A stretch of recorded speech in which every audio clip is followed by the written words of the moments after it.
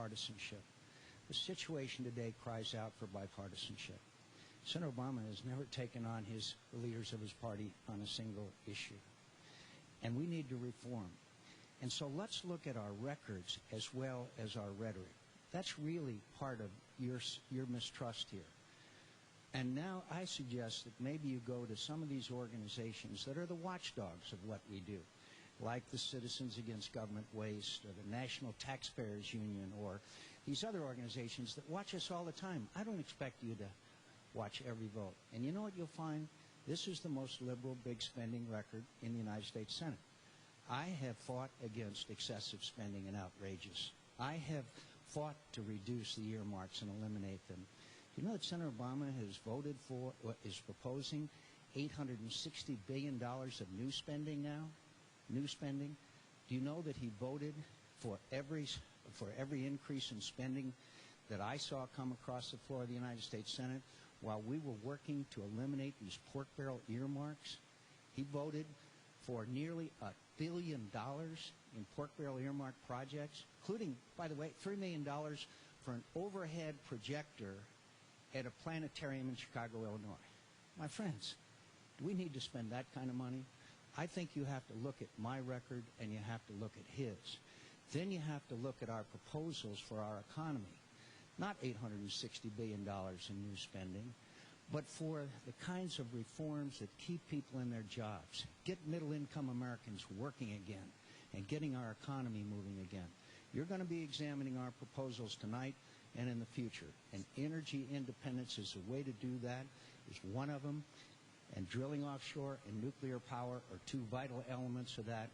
And I've been supporting those, and I know how to fix this economy and eliminate our dependence on foreign oil and stop sending $700 billion a year overseas. Well, we've run out of time. We have this one-minute discussion period going on here.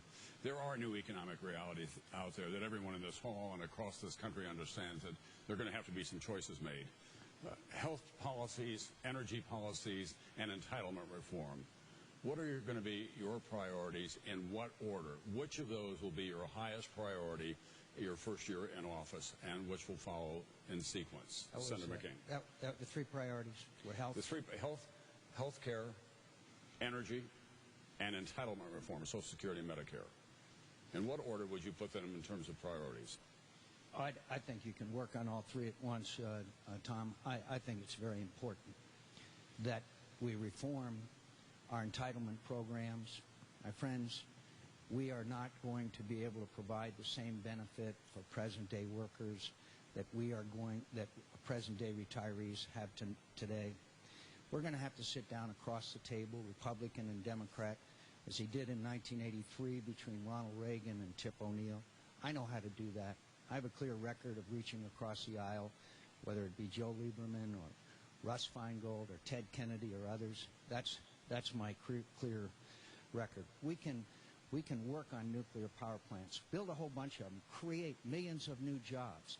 We have to have all of the above, alternative fuels, wind, tide, solar, natural gas, clean coal technology. All of these things we can do as Americans, and we can take on this mission, and we can overcome it. My friends, some of this $700 billion ends up in the hands of terrorist organizations.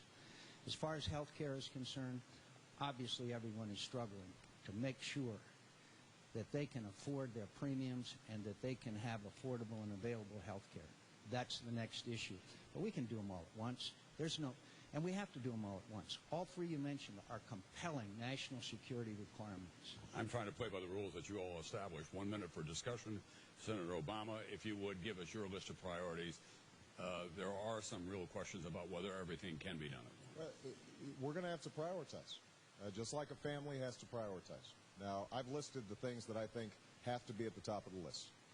Energy, we have to deal with today because you're paying $3.80 here in Nashville for gasoline, and it could go up.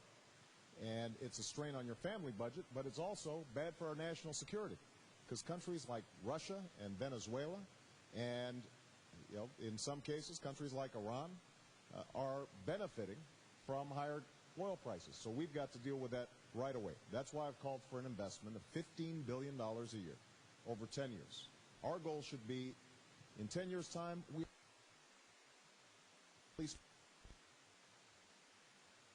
said, we're going to the moon in 10 years. Nobody was sure how to do it, but we understood that if the American people make a decision to do something, it gets done. So that would be priority number one. Healthcare is priority number two, because that broken healthcare system is bad not only for families, but it's making our businesses less competitive. And number three, we've got to deal with education so that our young people are competitive in a global economy. But just one point I want to make, Tom. Senator McCain mentioned looking at our records. We do need to look at our records. Senator McCain likes to talk about earmarks a lot, and that's important. I want to go line by line through every item in the federal budget and eliminate programs that don't work and make sure that those that do work better and cheaper. But understand this. We also have to look at where some of our tax revenues are going. So when Senator McCain proposes a $300 billion tax cut, a continuation not only of the Bush tax cuts, but an additional $200 billion that he's going to give to big corporations, including big oil companies, $4 billion worth, that's money out of the system. And so we've got to prioritize both our spending side and our tax policies to make sure that they're working for you. That's what I'm going to do as President of the United States. All right, gentlemen, I want to just remind you one more time, about time. We're going to have a larger deficit than the federal government does if we don't get this under control here before too long. Senator McCain, for you, we have our first question from the Internet tonight. A child of the Depression, 78-year-old Fiora from Chicago. Since World War II, we have never been asked to sacrifice anything to help our country except the blood of our heroic men and women. As president, what sacrifices will you ask every American to make to help restore the American dream and to get out of the economic morass that we're now in? Well, Fiora, I'm going to ask the American people to understand that there's some programs that we may have to eliminate. I first proposed a long time ago that we would have to examine every agency and every bureaucracy of government, and we're going to have to eliminate those that aren't working. I know a lot of them that aren't working. One of them is in defense spending, because I've taken on some of the defense contractors. I saved the taxpayers $6.8 billion in a deal for an Air Force tanker that was done in a corrupt fashion. I believe that we have to eliminate the earmarks, and sometimes those projects, not the overhead projector that Senator Obama asked for, but some of them that are really good projects will have to be eliminated as well, and they'll have to undergo the same scrutiny that all projects should in competition with others. So we're going to have to tell the American people that spending is going to have to be cut in America. And I recommend a spending freeze that, except for defense, Veterans Affairs, and some other vital programs, we'll just have to have across-the-board freeze. And some of those programs may not grow as much as we would like for them to. But we can establish priorities with full transparency, with full knowledge of the American people, and full consultation, not done behind closed doors and shoving earmarks in the middle of the night into programs that sometimes we don't even know about until months later. And by the way, I want to go back a second. Look, we can attack health care and energy at the same time. We're not rifle shots here. We are Americans. We can, with the participation of all Americans, work together and solve these problems together. Frankly, I'm not going to tell that person without health insurance that I'm sorry you'll have to wait. I'm going to tell you Americans, we'll get to work right away, and we'll get to work together, and we can get them all done, because that's what America's been doing. Senator McCain, thank you very much. Senator Obama.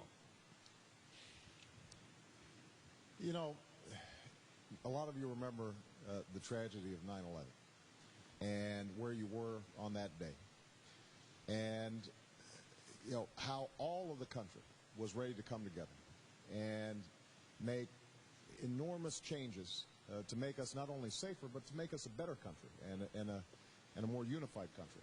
And you know, President Bush did some smart things at the outset, but one of the opportunities that was missed was when he spoke to the American people, he said, go out and shop. That wasn't the kind of call to service that I think the American people were looking for. And so